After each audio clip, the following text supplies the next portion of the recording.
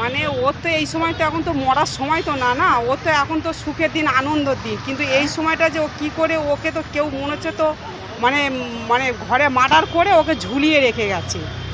কারোর সাথে কি কোনো হ্যাঁ, সম্পর্ক ছিল? ওর বন্ধু বান্ধব ছিল, একজনা ভালোবাসতো, তার বার্থডে ছিল, বার্থডের দিনে তার হচ্ছে মানে সেই ছেলেটারই বার্থডে ছিল শুক্রবার দিন রাতে, মানে 12টার পরে ওর মানে ওর বার্থডেটা ছিল, তাহলে শনিবার পড়ে যাচ্ছে বার্থডেটা। সে কি বার্থডে হ্যাঁ? দিনকে ওর বাড়িতে এসেছিল? হ্যাঁ, বার্থডের দিন ওর বাড়িতে এসেছিল, তা 12টার পরে বলেছিল বার্থডে ওর আছে বলেছে। সেই ছেলেটার নাম হচ্ছে রাজেশ, তারই বার্থডে হয়েছে। কোথায় বাড়ি, কোথায় তার? তার বাড়ি হচ্ছে বোসপুকুরে।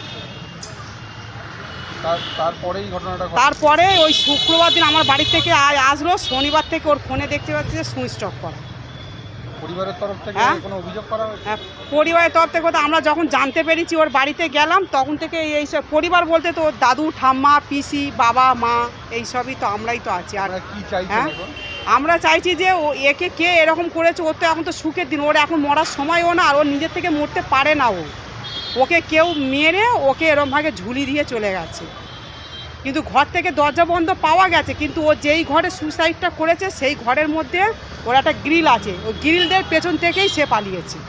কিন্তু ঘরের ভেতরে ছিটকানি, যেই ঘরে ও মরেছে সেই ঘরেও ছিটকানি দেওয়া, কিন্তু ওর ঘরের পাশ থেকে এরকম শ্যাটারটা, জানলা শ্যাটার খুললে এরকম একটা গ্রিল সিস্টেম আছে, ওখানে এত বড় তালা লাগানো, ওইখান থেকে ওকে মানে ওকে ঝুলিয়ে ওইখান থেকে সে নেমে গেছে, গেটে ফেটে তালা মেরে দিয়ে বাইরে থেকে। বলছেন যে কেউ করেছে এটা, ও নিজের থেকে এটা করতে পারে না। কি নাম আপনার? আমার নাম বন্দনা, বন্দনা?